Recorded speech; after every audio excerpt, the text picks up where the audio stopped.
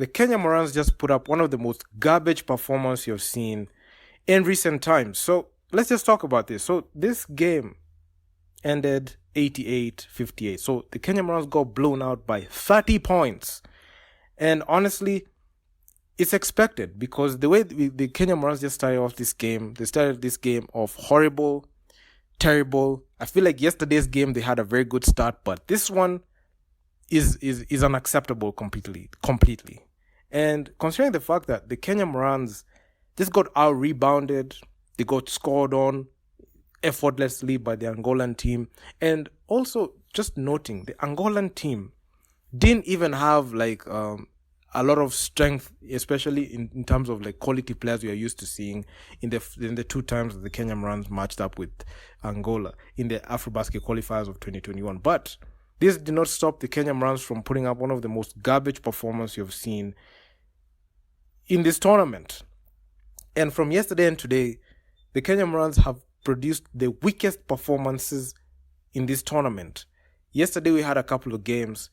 No team conceded the most points like that, like the Kenya Morans. And this game today, no team has shown like their inability to play and lack of execution from the Kenya Morans. We are looking at Albert Odero, we're looking at Eugene Adera as the pieces that were going to make this game interesting and at least close.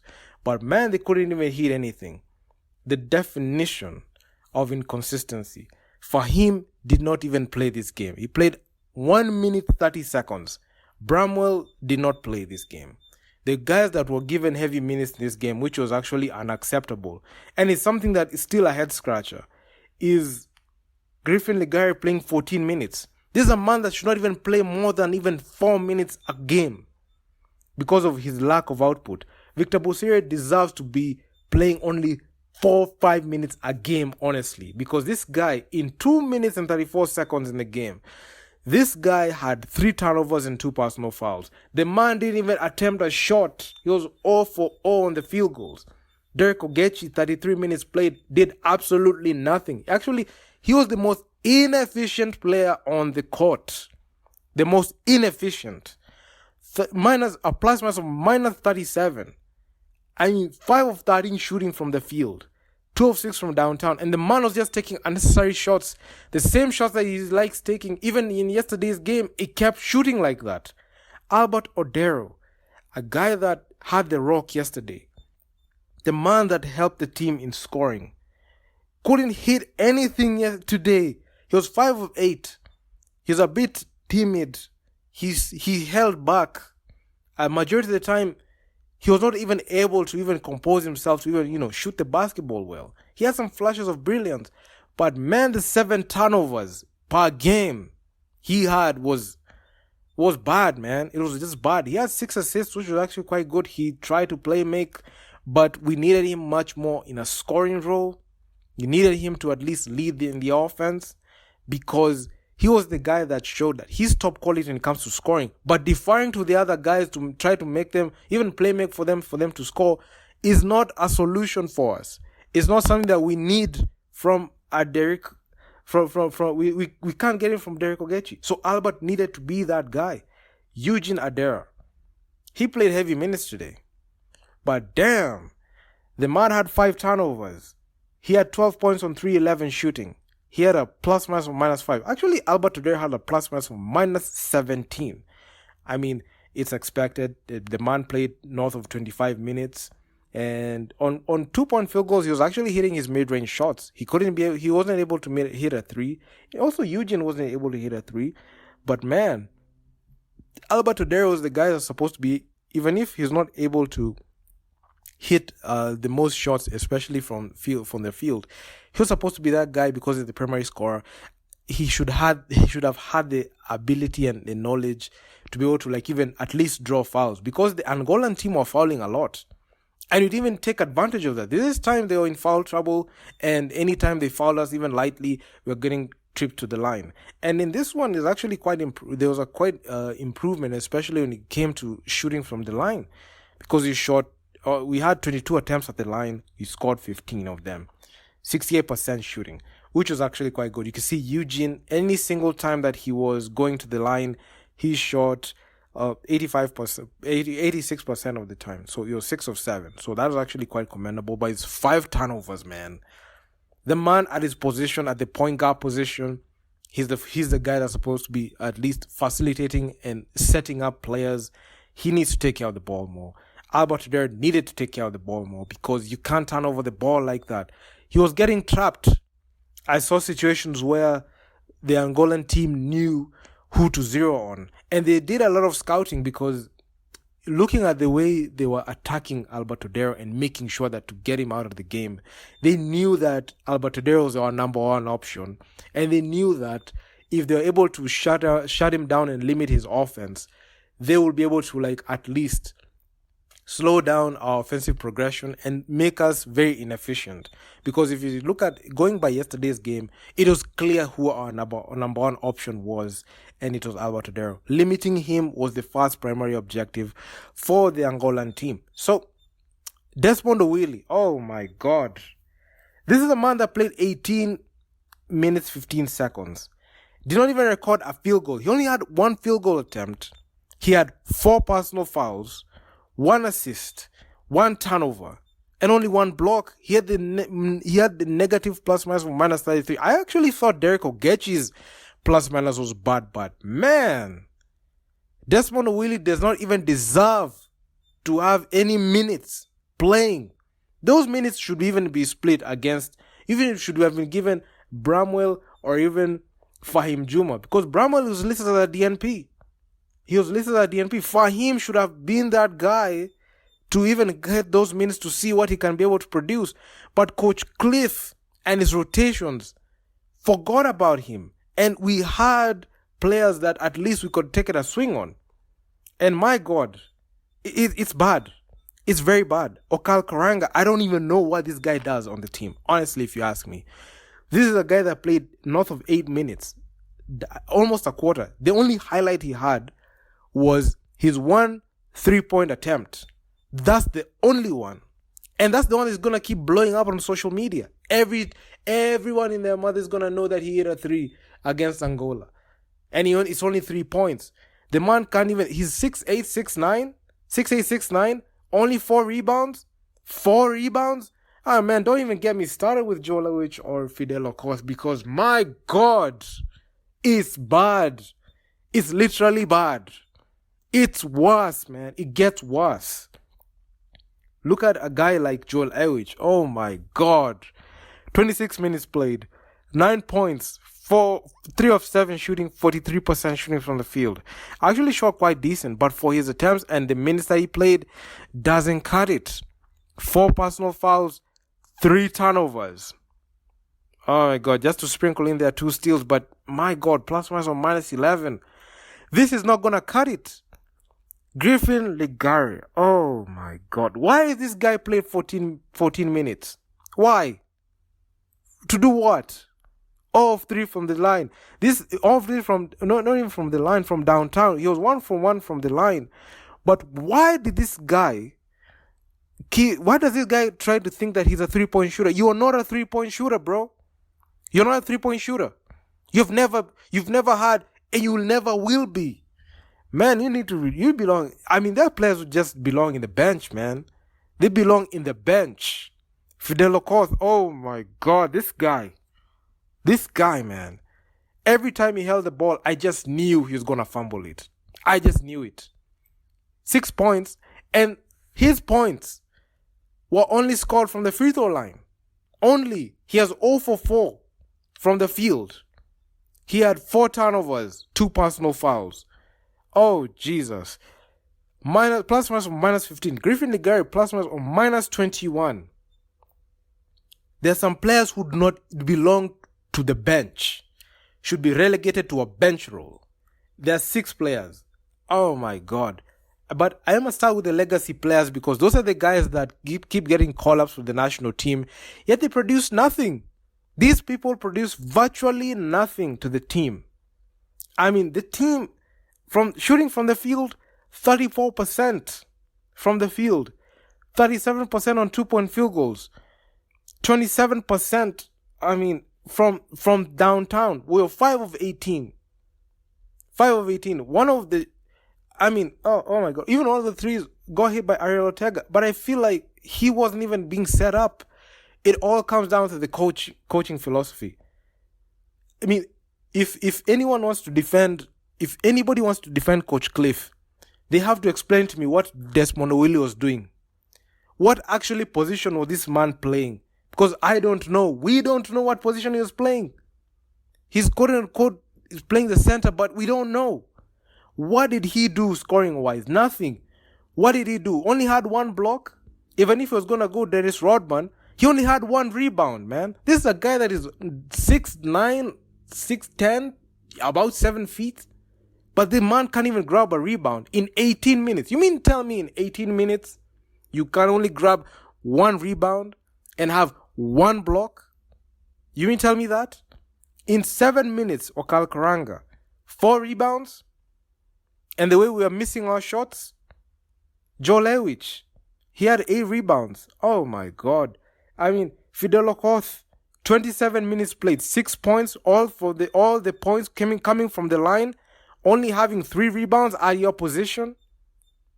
And these are supposed to be like the best players in the country. Oh my God, this is embarrassing. And getting beat by an Angolan side that was lighting us up. Chile Dandao was just killing us. We had multiple players scoring like north of 10 points, and it was efficient. We could see them. We could see what they are trying to do, especially when it came to like even shooting from the line. They're efficient from the line. The Angolan team, out of 26 free throws, they made 20 of them. These guys could not miss or from the free throw line. We had Abubakar Gaku, 23 minutes play, 11 points, 3 of 9. You could see this guy was not able to shoot the ball at the clip that he used to.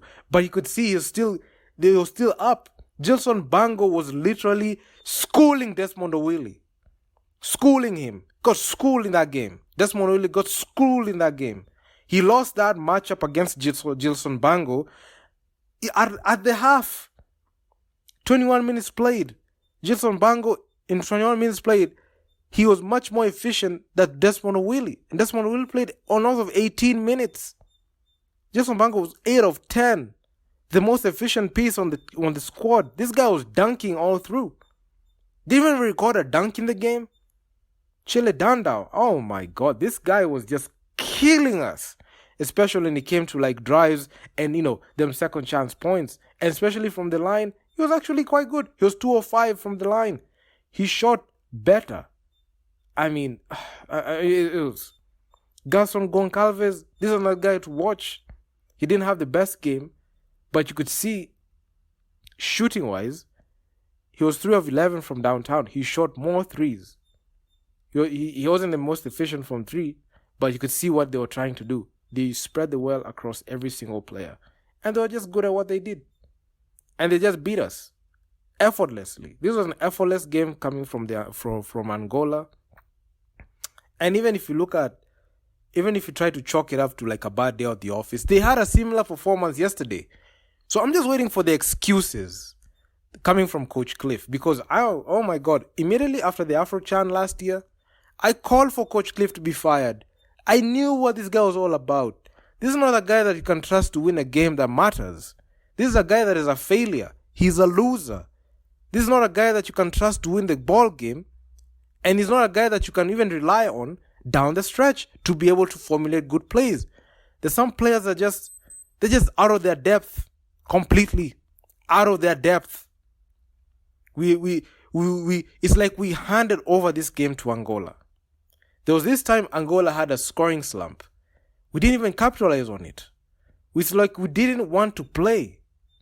We had chances that could allow us to be able to at least make the game much more competitive.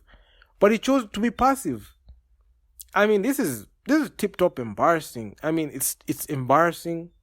It's something that is unacceptable. And it's something that, honestly, if you look back at it, it's something that we set ourselves up for failure. And honestly, Do you actually think that these players are embarrassed for this performance? They are not. These are players. These players are not even embarrassed of what kind of performance they put out, especially knowing for a fact that they're representing the country. They're not even representing their clubs. They're representing the country. And this is the type of performance they're going to put out. Tip-top embarrassing. I would say this is virtually unacceptable. And if this is how it's going to look against Tunisia and Angola, what is Guinea going to do to us? Because they've already seen the type of basketball that they've already done their scouting. They've watched these games. They have seen our performance against top-tier teams, Tunisia and Angola. So Guinea already have a game plan on how they can take us down easily. So how do we respond from this? How do you get back? Because that Guinea game is going to be very difficult. If by going by what we saw against Angola versus Guinea, this was going to be a very difficult game. And to top it off, do you even think that, even for people who are supporting the Kenyan Morans or even giving a hall pass to these players, I know there are a couple of media outlets that are not going to talk about them. I know they're not going to even give any opinions because they're afraid of, hurting their networks. But we're going to just keep it 100 here on this channel. We're not here to play favorites. I don't play favorites. I'm just going to call it the way it is. We had a very poor performance. The stars that we needed to, the players that the team was centered around had a dud game today. There's no excuse. I don't expect any excuses. You cannot drop the inexperienced excuse. You can't do that because Angola, we met them in the Afrobasket qualifiers in 2021 and 2020. So you can't cite the inexperienced excuse. And Angola did not even put up their A team. They had issues going in there. They had young players in there and they schooled us. And the players that got schooled were north of 30 plus years. We have players who are 33, 37, 34 years getting beat by a cast of 20-year-olds in there. So it begs the question, was our mentality ready for this? Were we mentally ready? I feel like we were just short. This was the first game of the day. And this game will have a domino effect on what will happen tomorrow or what will happen next year, because the next window is next year. So there's so much dysfunction when it comes to the Kenya Morans. I talked about it in depth in the Kenya versus Tunisia analysis, and honestly, it's just the same script. You can take a video I did 3 years ago and you put it here, carbon copy. It's the same thing. The same problems we've been having 4 years ago, 5 years ago, are the same problems you're experiencing now. So there's no progression, and Coach Cliff deserves to be fired. This is not a coach that deserves he doesn't deserve any coaching gigs for the Kenya Morans. Does not deserve. Should be fired immediately, and the team should be set for a rebuild and cut these deadwood players. Players like Ariel Okal, Griffin Ligari, Desmond Owili, Victor Bosire, Joel Awich need to be cut from the team immediately. No questions asked. Fidel Okoth needs to go. The man needs to go. We need to lose about 6 players from the old regime. It's spineless for them to keep saying that they want to be selected to the national team. Yet this is the type of performance they're going to drop. There's a certain level of responsibility that you must have, especially when you are selected to play for the national team. If this is the type of performance they're going to bring, then why did they want to be selected? If they knew that they're going to perform poorly like this, why did they show up? Derek Ogechi, man, just go back to Spain. Just go back. Go back. Joel Ewich, go back to France, man. You can't fix chemistry during the actual tournament. If you knew you're going to have a poor performance like this, just go back, man. There's nothing you're going to bring for us here. There's no quality when it comes to you, knowing for a fact that you have not even trained with the team. You can't. This is not NBA 2K where you just plug players in together and think that it's gonna work. It doesn't work like that, man. So honestly, it's such a poor performance. It's embarrassing, and even if I say embarrassing, it's an understatement. So I mean, it's such a sad performance. and very embarrassing, especially embarrassing Kenya in the continental stage, and reinforcing the opinion that Kenya cannot produce any good basketball players. These are the games that you're supposed to be using to clear our name, but the players that we bring in are not the representation of the best players in the country. They are not. I don't know why we keep calling Griffin Legari Kenya 1. He doesn't even exhibit any Kenya 1 DNA or characteristics. He's not a good point guard. This is a man that can't even hit a three. This is a guy who can't shoot, can't defend. He can't be a scoring option. He can't facilitate. He can't do anything for you. Guys like Desmond Owili, he's not a rim protector, an efficient one at that. He can't work the post. He can't even scrap. The only thing that he knows how to do is foul. That's the only function that he knows. I mean, it's straight up pathetic, man. I mean, even coming back to even the key stats. I mean, the biggest lead that Angola had was 33. And if it weren't for that three that Joel Ewich hit at garbage time, it would still be bad. We still lost by 30 points. Angola, in every single stat, they dominated. Points from turnovers, 22 points. Fast break points, 17. Second chance points, 24. Points in the paint, 32, where they actually lived rent-free. I mean, even when it came to steals, they knew what to do. They dished out the rock pretty well. They had 14 steals. They had 20 assists. They limited their turnovers to 16. Every single time we have more than 20 turnovers, we lose the game.